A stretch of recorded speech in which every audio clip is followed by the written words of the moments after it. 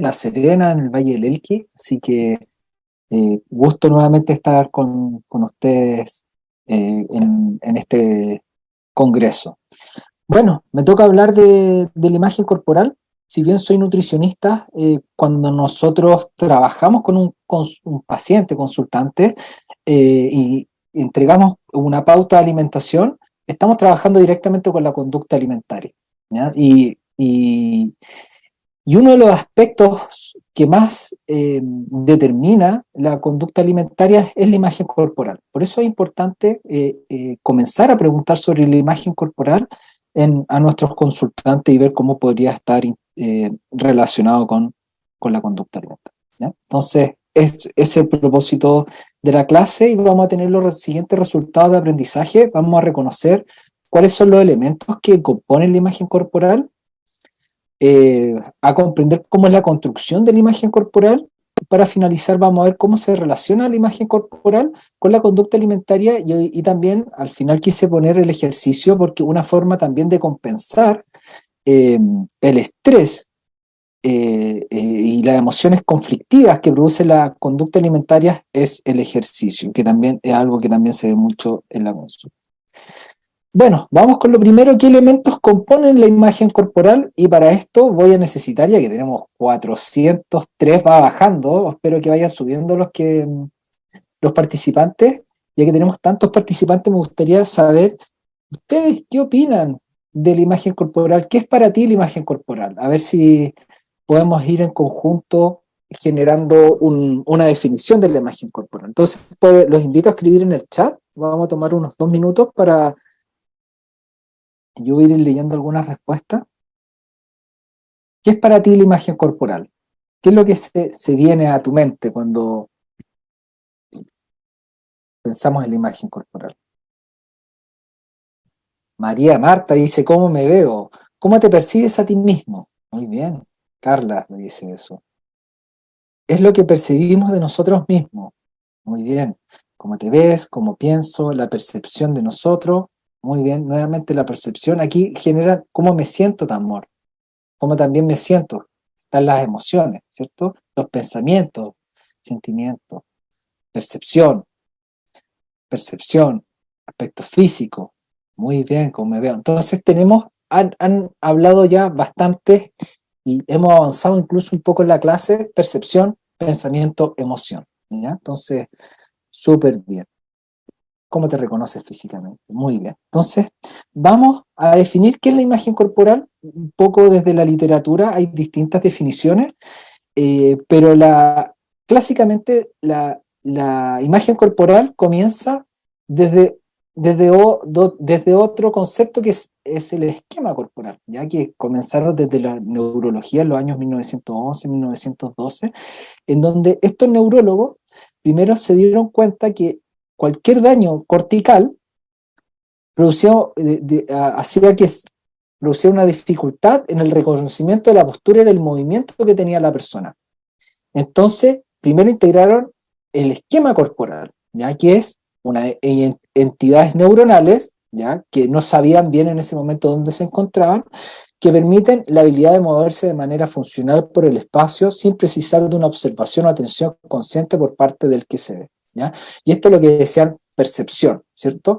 Es la capacidad que tiene mi cerebro para poder distinguir o para poder saber cuáles son mis volúmenes, mi volumen corporal, el espacio que yo ocupo y a través de eso poder mover, ¿ya?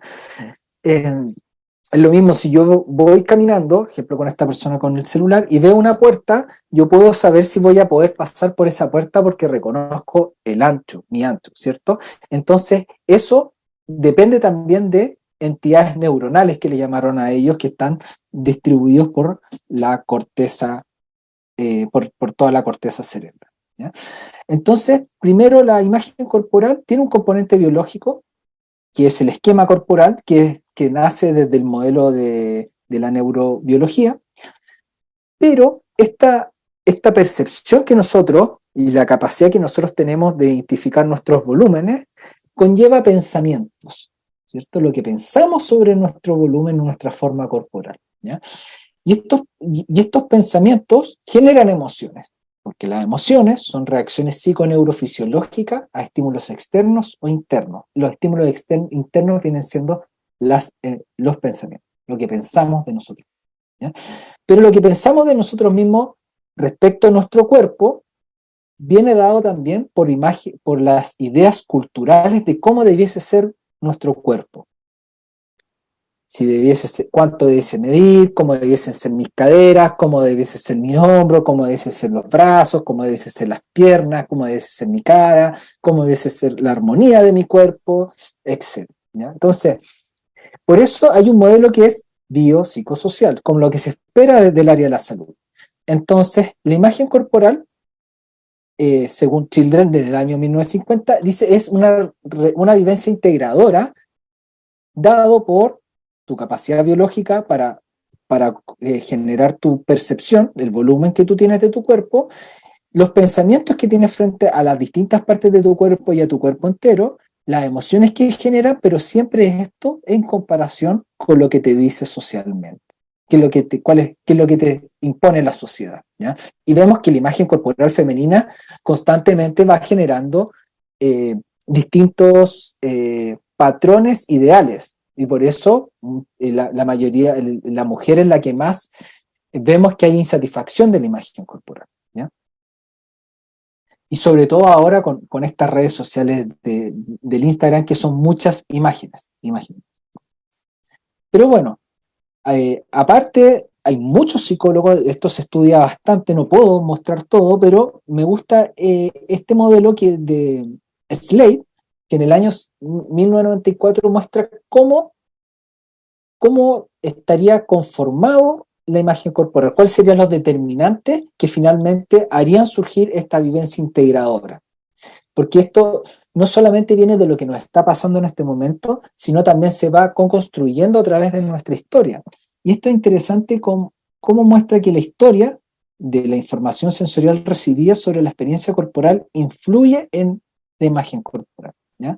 Es decir, si tú cuando eras pequeño te subías a los árboles, eras bien querido, eras bien abrazado, te permitían moverte o te decían que tenías que estar quieto, sentado, si sufriste algún abuso, si sufriste alguna fractura grave, si te quemaste, toda esta información va quedando a nivel consciente o inconsciente y impacta finalmente en nuestra imagen corporal, que él coloca que la imagen corporal es una representación mental amplia del cuerpo, ¿ya?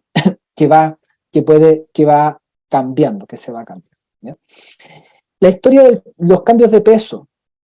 Vemos que los dietantes crónicos que hacen dieta, después generan atracones, bajan, suben de peso, tienen peor satisfacción de la imagen corporal. Todos estos cambios bruscos que se generan con los cambios de peso generan menor satisfacción de la imagen corporal. ¿Qué nos dice la sociedad? ¿Cuáles son las normas sociales respecto al cuerpo? ¿Qué es lo debido? ¿Qué es lo ideal? ¿Qué es lo que no corresponde? Y esto va generando actitudes individuales hacia el peso y la figura. ¿Cuánto debiese pesar? ¿Cómo debiese ser mi cuerpo? Y esto genera pensamientos, emociones, y por supuesto también la imagen corporal se ve influenciada por patologías individuales, psicopatologías que tenga la persona, y las variables biológicas también quiere decir el ciclo vital que esté viviendo la persona. Bien. Entonces, esta representación mental amplia del cuerpo, que es la imagen corporal, vamos a ver cuáles serían sus componentes, y esto es importante porque nos vamos a tomar de los componentes para después ir generando preguntas de anamnesis para evaluar la imagen corporal y vincularlo con la conducta alimentaria, que es de los fines que tenemos en psiconutrición. Entonces, el primer componente que tiene mucha relación con la parte de la neurobiología que mencionamos al principio, es el componente perceptual. El componente perceptual se define como la precisión con que se percibe el tamaño corporal de diferentes segmentos corporales y de todo el cuerpo en su totalidad. La alteración de estos componentes da lugar a la sobreestimación o subestimación, también llamadas distorsiones corporales. Entonces, aquí vemos ejemplos que estos son dos estatuas, ¿cierto? Una frente a la otra, que está en un hospital psiquiátrico, que muestran un ejemplo de una distorsión de la imagen corporal. Que una persona con estos volúmenes pudiese visualizarse, su percepción sería así, y una persona con estos volúmenes corporales se pudiese ver así. Estamos hablando de una distorsión muy grave, ¿ya? Muy grave. Pero a veces los pacientes distorsionan, y esto es interesante, las partes que menos les gustan, y es obvio, porque si algo que no te gusta, ¿cierto? Muchas veces lo sobreestiman, ya las partes que más quieren bajar de su cuerpo, y de qué tamaño son tus brazos, no, son súper grandes, entonces te hacen un volumen, te muestran un volumen muy grande y que no tiene correlación. A veces parte de la exageración y a veces puede ser también que tengan distorsiones porque están constantemente pensando en él.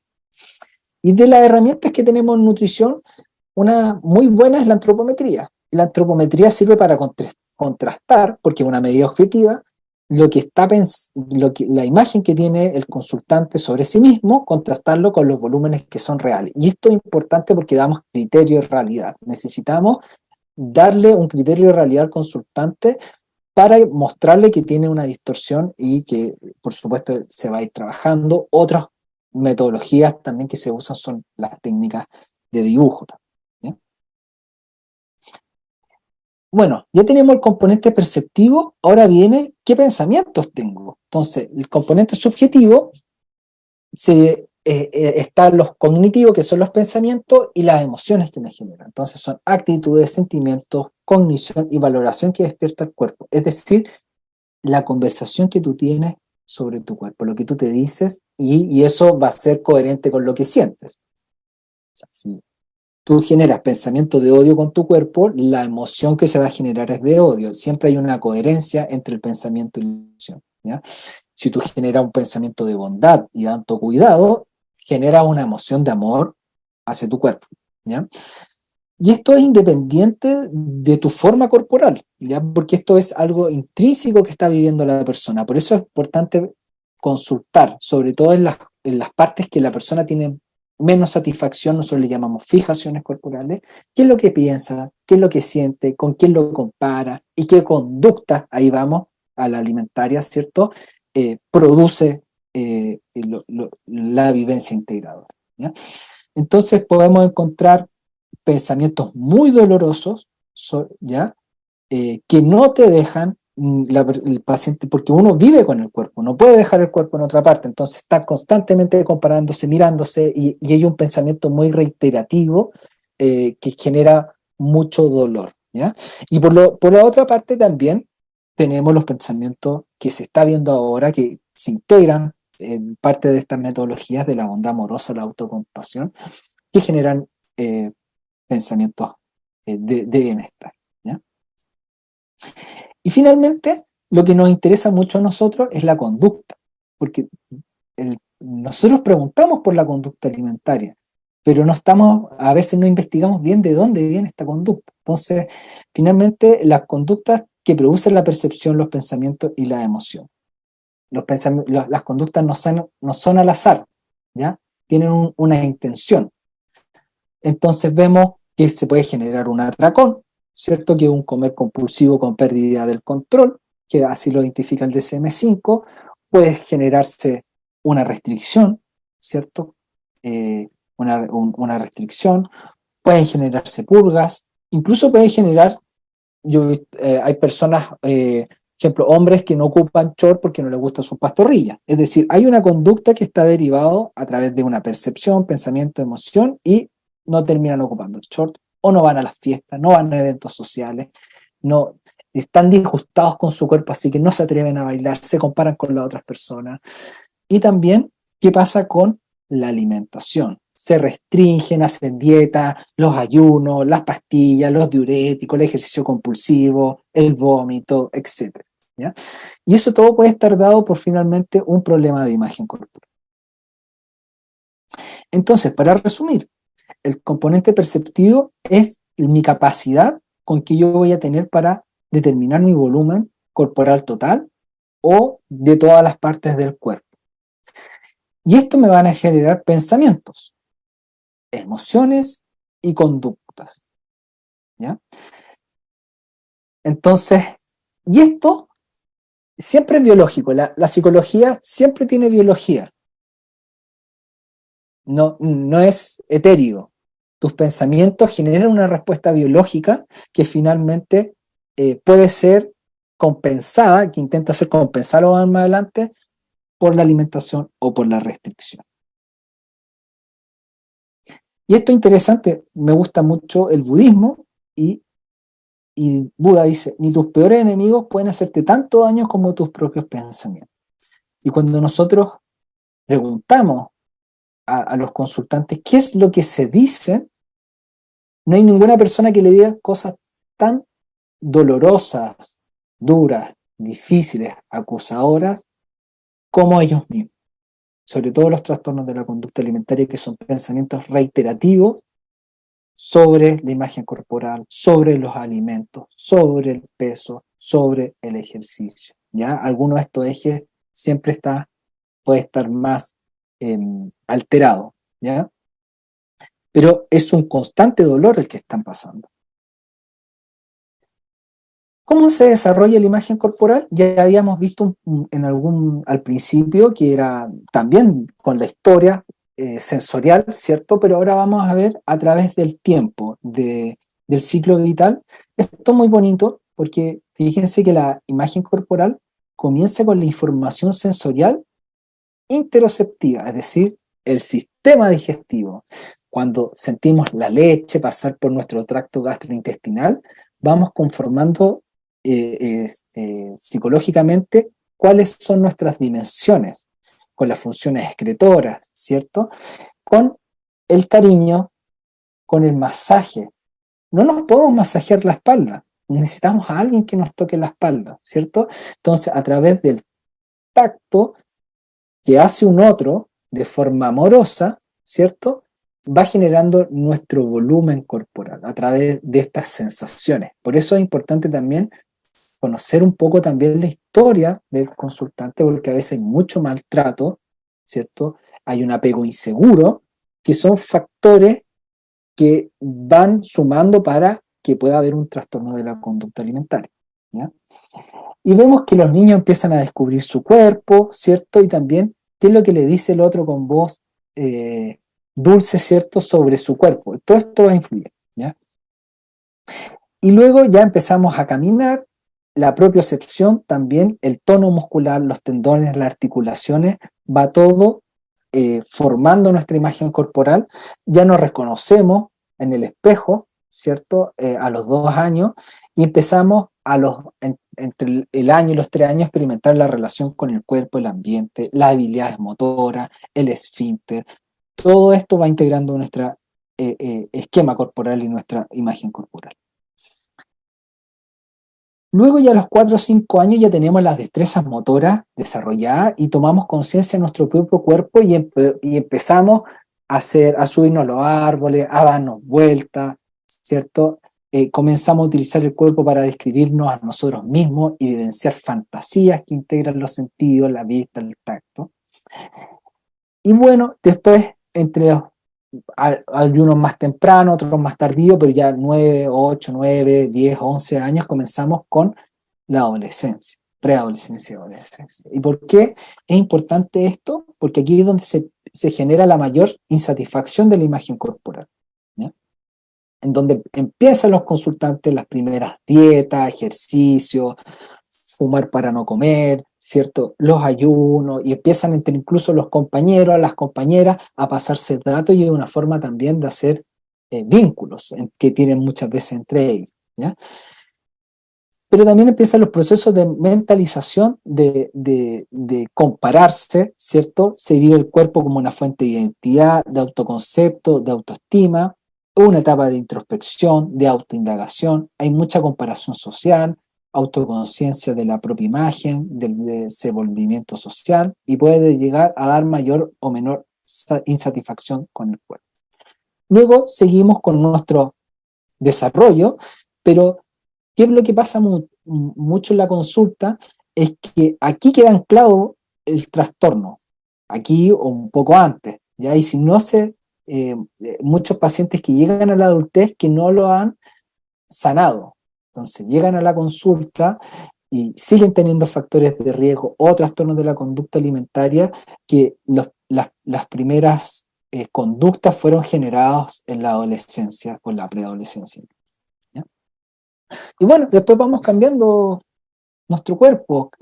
La imagen ya no tiene la misma importancia, empiezan los procesos de menopausia, andropausia, tenemos otra filosofía de vida, entendemos que la imagen no lo es todo, no salimos del ideal, ¿ya? De las bellezas, intentamos, yo no estoy en esta época, pero eh, uno conversa con personas de esta edad y ya ven la vida de otra forma, ¿no? La imagen corporal no es tan importante como lo puede ser acá o la adultez, ¿ya? Interesante lo que dice acá, solamente lo voy a leer para profundizar y para que podamos ampliar el rango de acción que tiene la imagen corporal en esta vivencia integradora. Entonces, estos autores nos proponen que la imagen corporal está interrelacionada con los sentimientos de autoconciencia, es decir, cómo percibimos y experimentamos nuestro cuerpo se relaciona significativamente a cómo nos percibimos a nosotros mismos. La imagen corporal influye en la conducta, no solo la imagen corporal consciente, también la preconsciente, incluso la inconsciente. La imagen corporal está socialmente determinada y esto hay que tener mucho ojo. Es decir, ¿qué es lo que qué están viendo los niños ahora? Esto tanto Photoshop, que están distorsionando mucho los ideales de cuerpo. Desde que se nace existen influencias sociales que matizan la autopercepción del cuerpo. La imagen corporal no es fija o estática, más bien un constructo dinámico que varía a lo largo de la vida en función de las propias experiencias, de las influencias sociales, etc. Y esto es muy bonito que dice, la imagen corporal influye en el procesamiento de la información, la forma en que percibimos y observamos el mundo está influido en la forma en que sentimos y pensamos sobre nuestro cuerpo, ¿ya? Entonces, entre mayor insatisfacción tengamos con nosotros, también se traslada a la forma en que observamos el mundo. Eso es lo que propone, que es muy, muy interesante. ¿Cómo una imagen corporal positiva? Una persona tiene un esquema bien integrado, es decir, se puede percibir de forma adecuada, pero además se siente bien y cómoda con su apariencia. Para esto, por supuesto, no es necesario ninguna condición física para tener una imagen corporal positiva. Lo importante es sentirse bien con nuestro cuerpo independiente si coincide con el ideal establecido por la sociedad o no, ¿ya? Y miren, puse a la misma persona y la misma persona puede tener una imagen corporal negativa. Y esto por eso se vive muy intrínsecamente, por eso hay que preguntarlo. Quiere decir que la persona no se percibe de manera adecuada, tiene una distorsión, o porque puede tener un esquema bien integrado, pero no se siente a gusto consigo misma y su aspecto.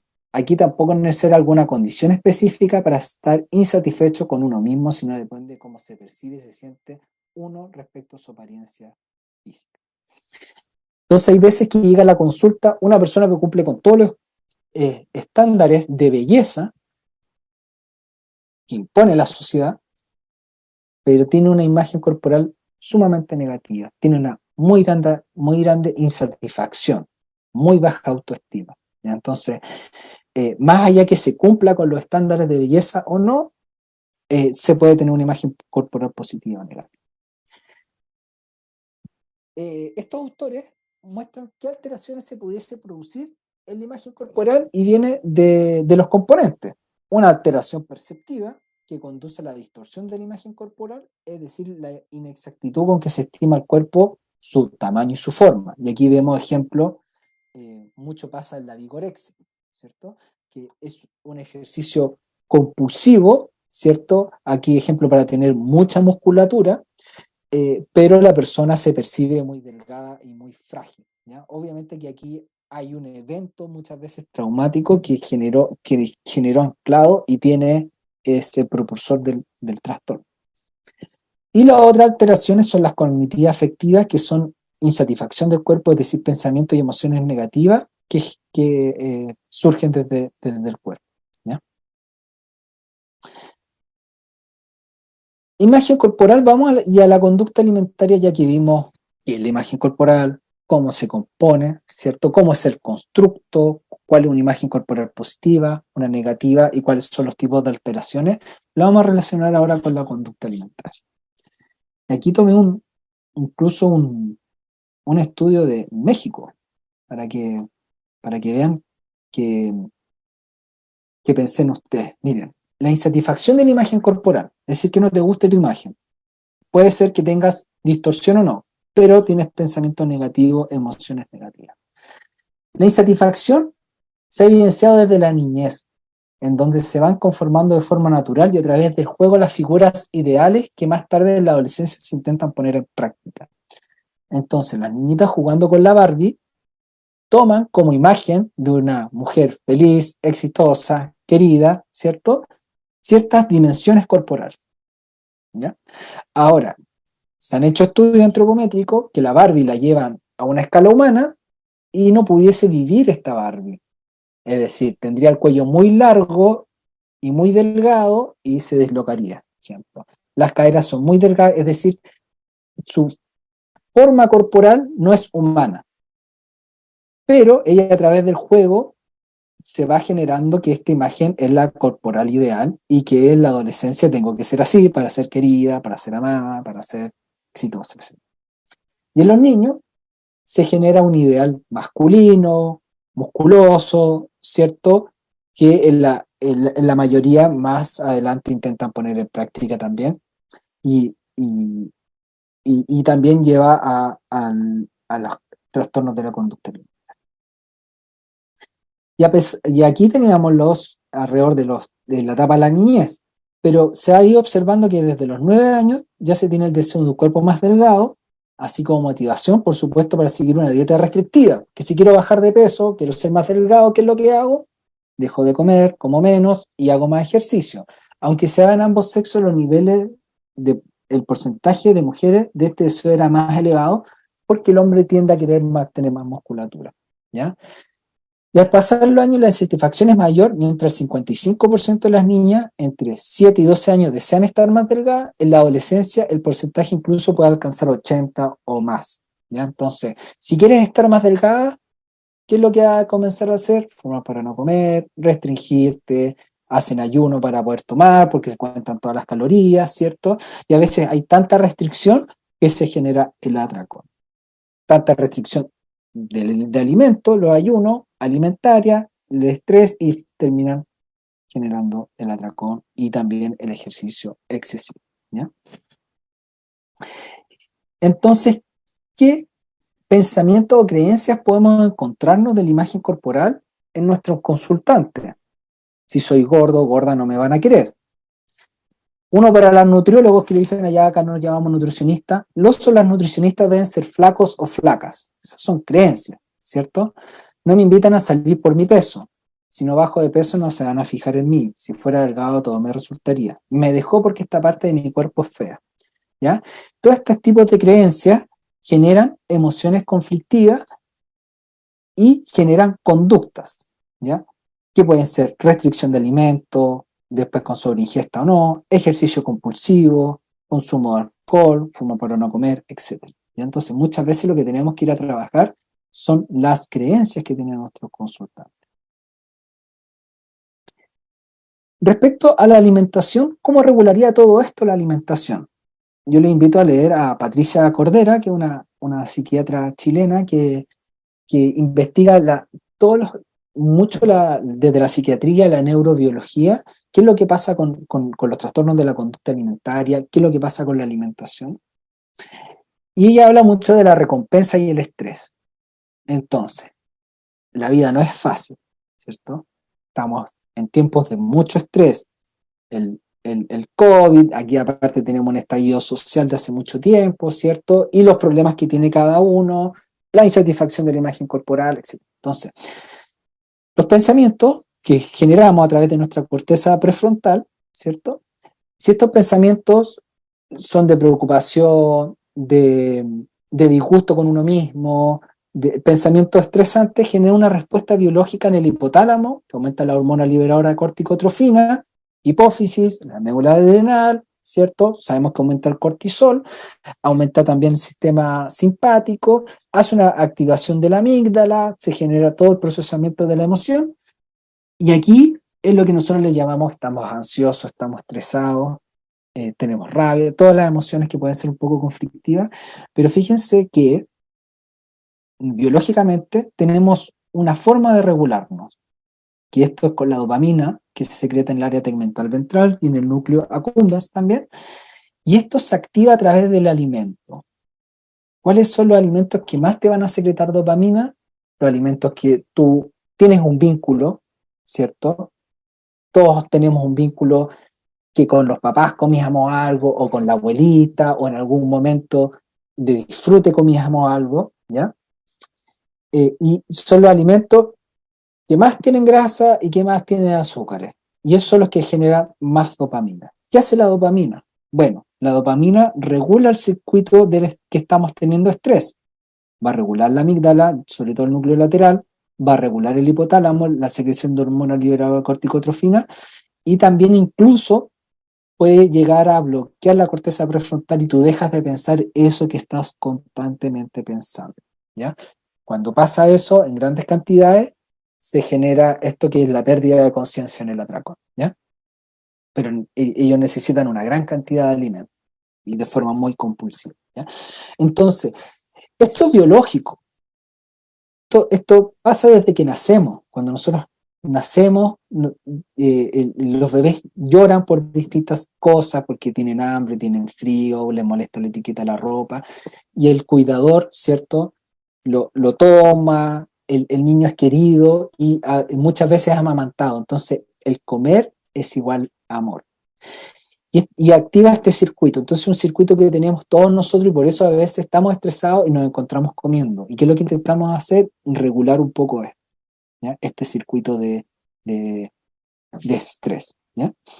Entonces, muchas de las conductas que tienen nuestros consultantes están intentando con el alimento regular un estrés. Eso es lo interesante. Y que a través de la consulta podemos saber cuál es el estrés que finalmente hay que resolver, ¿ya? Y nosotros, desde la psiconutrición, acá en Chile, del modelo, lo hacemos a través de la conducta alimentaria. Entramos a bucear qué es lo que hay detrás, cuál es el estresor que nosotros debiésemos, lo encontramos rápidamente y a solucionar, ¿ya? Y muchas veces es la imagen corporal. Son los pensamientos reiterativos que tienes sobre tu cuerpo cuando te miras al espejo, qué es lo que te dices cuando te echas crema, cuando te estás duchando, cuando ves el Instagram y con quién te comparas, qué es lo que te dices constantemente de tu cuerpo.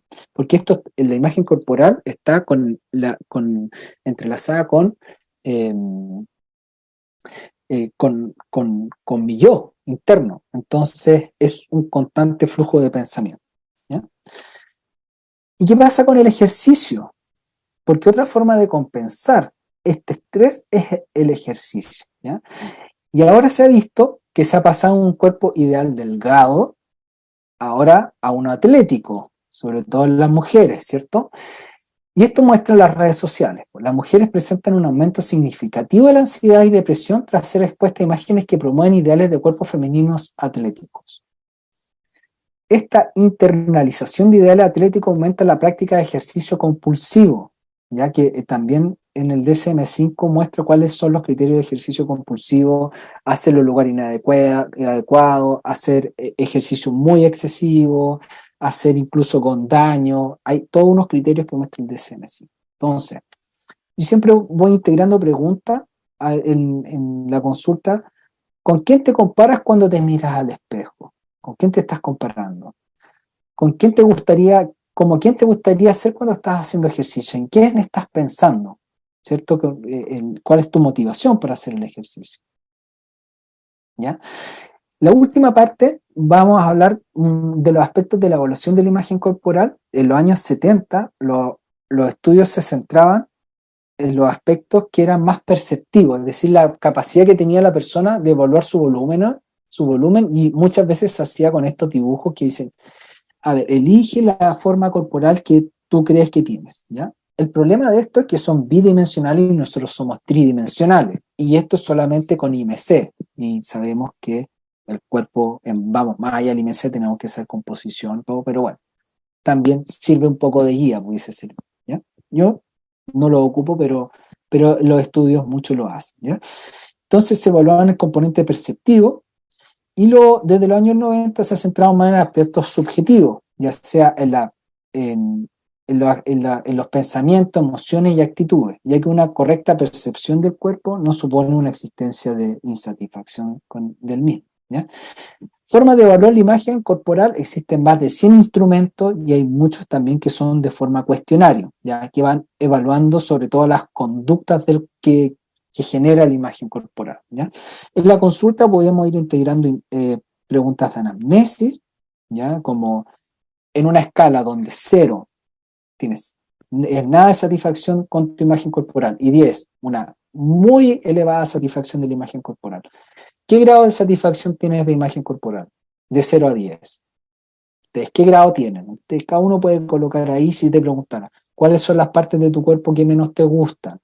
Ahí vamos directamente a la fijación. ¿Qué es lo que piensas de esas partes de tu cuerpo? ¿Qué emoción te genera? ¿Qué conducta te genera? ¿Qué comentarios tienes sobre él? ¿Ya? Ahí podemos ir indagando qué es lo que pasa internamente, ¿ya? Y también se ve mucho la antropometría o las técnicas de dibujo para ver la percepción de la imagen corporal.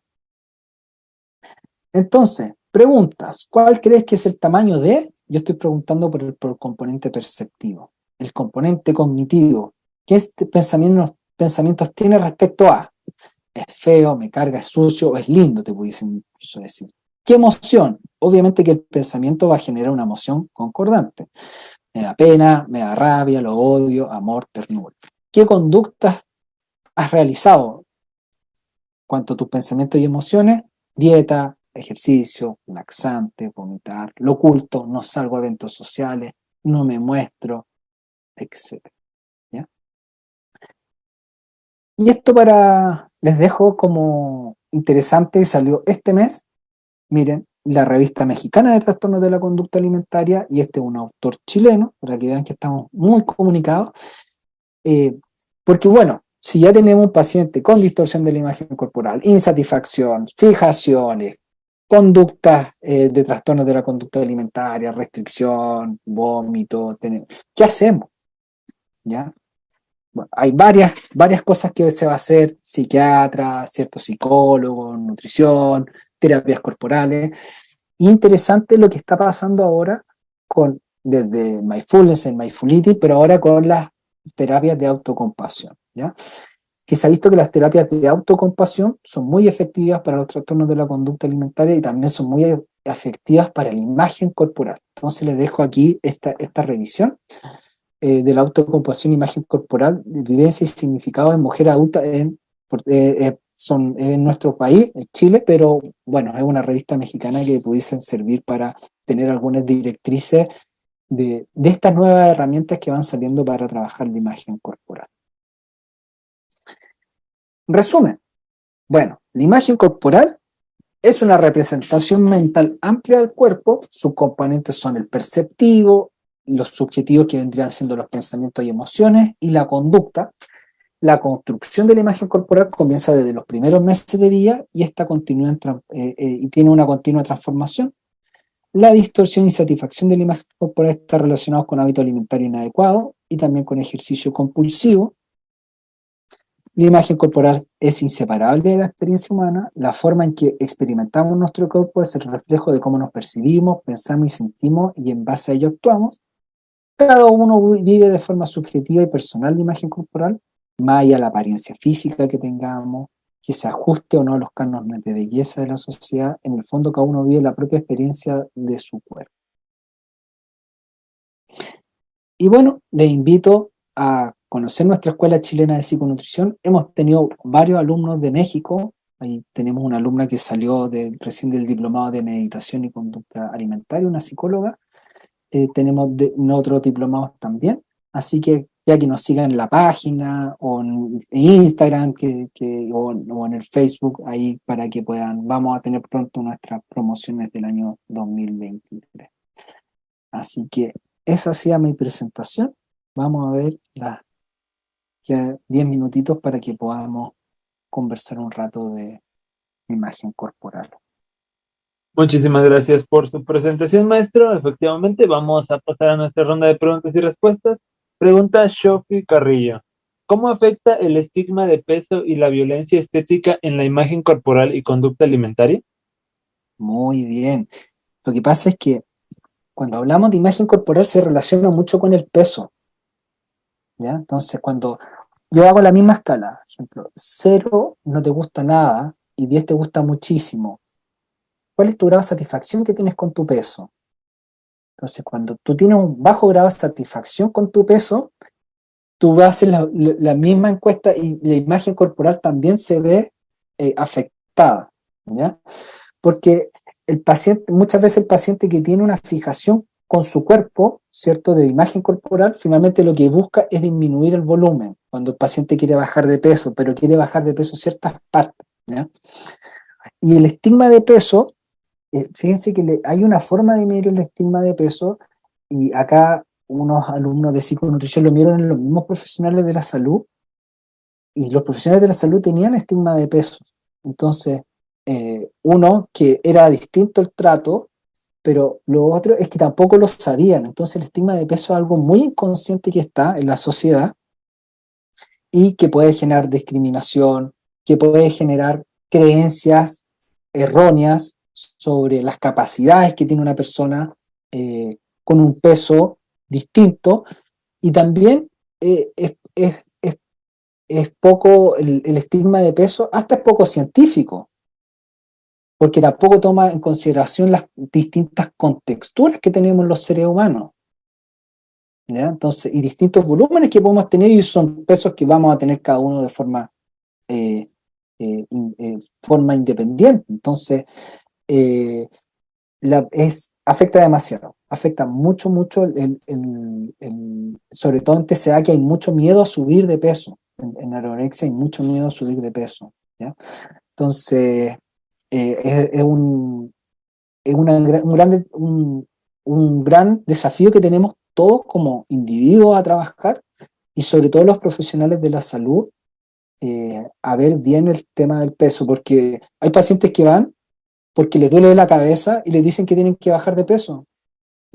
Pero entonces todo lo terminan relacionando muchas veces con el peso. Entonces yo creo que hay que hacer un trabajo importante ahí como seres humanos. Muchísimas gracias por su respuesta. Pregunta Giselle López.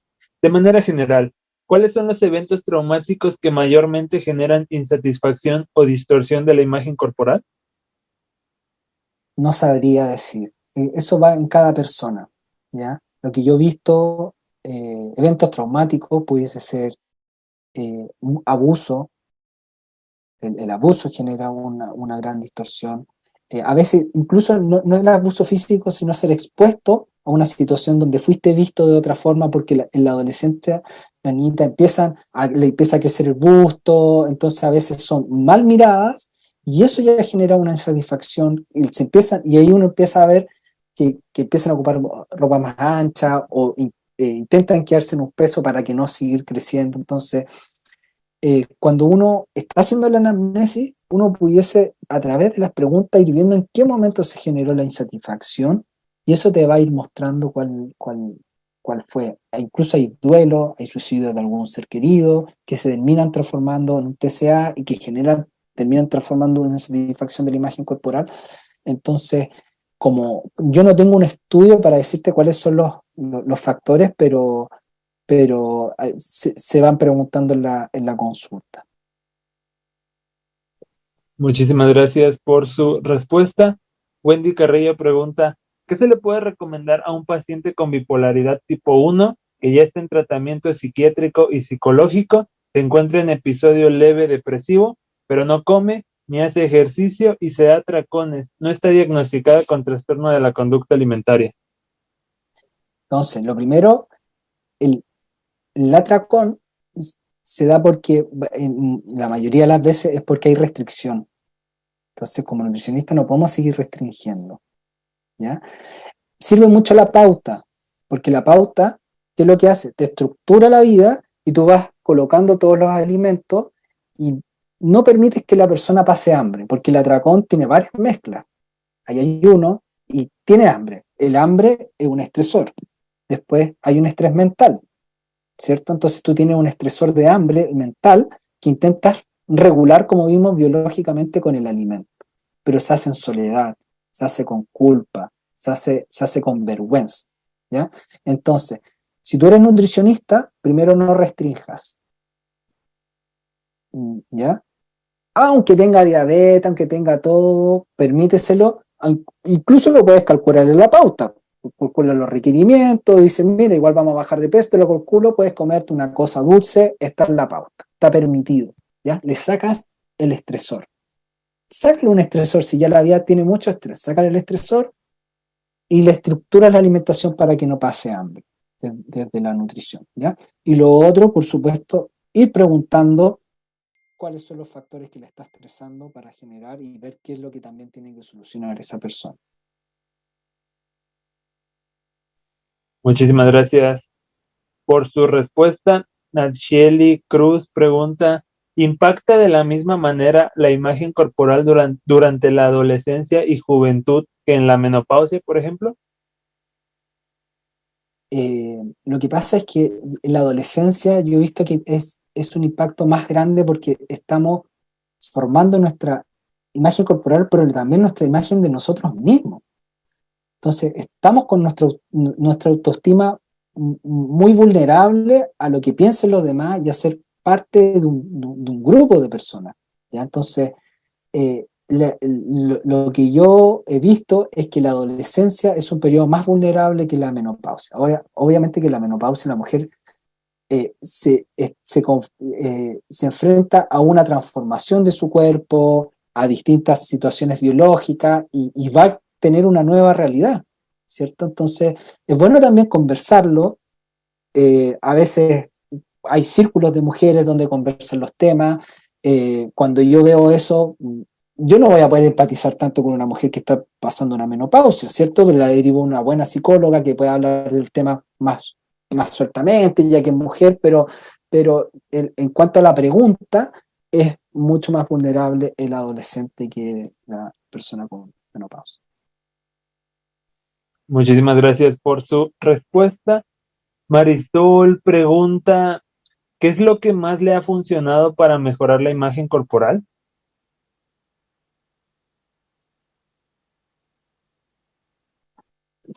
Buena pregunta.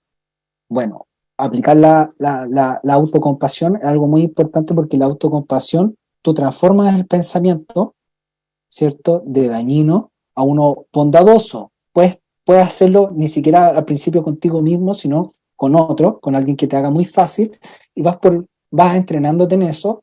Lo otro, la terapia corporal, ¿ya? Porque cuando queremos mejorar la imagen corporal, no podemos solamente hacerlo desde la propia mente y desde la conversación, necesitamos entrar en el cuerpo, ver qué es lo que dice el cuerpo, movernos. Y para eso hay distintas terapias corporales, danza primal, pero yo mando a terapia corporal. Yo he estado en terapia corporal, entonces yo sé a lo que mando a la persona, ¿ya? Lo otro son los cambios de creencia. ¿Cuáles son las creencias que tiene la persona respecto a su imagen corporal? La antropometría también es bueno porque a veces la persona tiene una insatisfacción con la imagen corporal porque quiere ser alguien que biológicamente no va a poder ser. Entonces uno, con antropometría, puede sacar índice musculo óseo, puede sacar la forma muscular, o la forma del cuerpo y explicarle a la persona, oye, estás intentando ser alguien que ni siquiera biológicamente lo va a poder hacer, pero la mente distorsiona. Entonces, es decir, este es tu cuerpo, esta es tu forma corporal, capaz que, busquemos una realidad que sea coherente con lo que eres. ¿Ya? Desde la antropometría también son buenas herramientas. Bueno, es un conjunto de aspectos. Muchísimas gracias por su respuesta. Javier Eduardo pregunta, ¿considera que el movimiento Body Positive impacta a los tres componentes o se podría pensar que algunas veces se queda en algún componente, lo cual podría significar una distorsión inconsciente, quererme porque me tengo que querer? Muy bien, buena pregunta. Yo siento que, con mucho respeto, pero el body positive yo creo que es como un síntoma que nació de todo, de lo mal que se trata el cuerpo, nace algo que es como la otra cara. Fijan que es como la oscuridad y la luz, algo pendular. Después sale el body neutrality, te fijas que son como, y ahora no hay que ser 100% positivo, ahora hay que ser neutral. Entonces, es normal que no nos guste una parte de nuestro cuerpo o que queramos modificarla. Ya si encontrar a alguien que se ama 100% y se quiere todo como es como un ser iluminado, de otro nivel de conciencia. Si yo me digo, mira, sí que también me gustaría hacer aquí, me gustaría cambiar acá, ¿cuál es la diferencia? Es que no estoy constantemente pensando en ello, que no determina mi emocionalidad diaria. Pero si me preguntan, sí, pues hay algo que no te guste, sí, y lo cambiaría, sí, pero ¿estás constantemente pensando en ello? No. Esa es la diferencia con los TCA. Entonces, yo creo que, claro, a veces este movimiento, es solamente en mi opinión, body positive, fuerza a la persona a quererse, ¿cierto? Y imaginemos que cuando que de las cosas más difíciles que nos toca como ser humano es querernos. A veces estamos muy para la ayuda al otro, pero como yo les decía, nadie te va a decir cosas tan dolorosas como tú mismo te dices a ti. Ninguna persona te va a tratar como tú te tratas. Entonces, y pasar a querer rápidamente a tu cuerpo, tú te necesitas una autoestima completamente establecida, porque la imagen corporal y la autoestima están unidas. Entonces, eh, generar no sé bien de qué se trata el body positive, pero forzar a la persona a que ame su cuerpo rápidamente es un proceso eh, que hasta espiritual que tiene que lograr la persona. ¿Ya? Entonces, yo creo que genera incluso trastornos de la conducta alimentaria los movimientos cuando no son, cuando son tomados por personas que son vulnerables. ¿Ya? Porque me genera el juicio, pues todos se están tratando bien, yo no me trato bien. ¿Por qué no me trato bien? Y eso te genera estrés. ¿Y cómo regular el estrés? Se te modifica la conducta alimentaria. O comes más, o dejas de ayunar, o haces ayuno, o entra en restricción, se te modifica el ejercicio, ¿cierto? Hace ejercicio compensatorio, entonces las conductas son la puerta de entrada para saber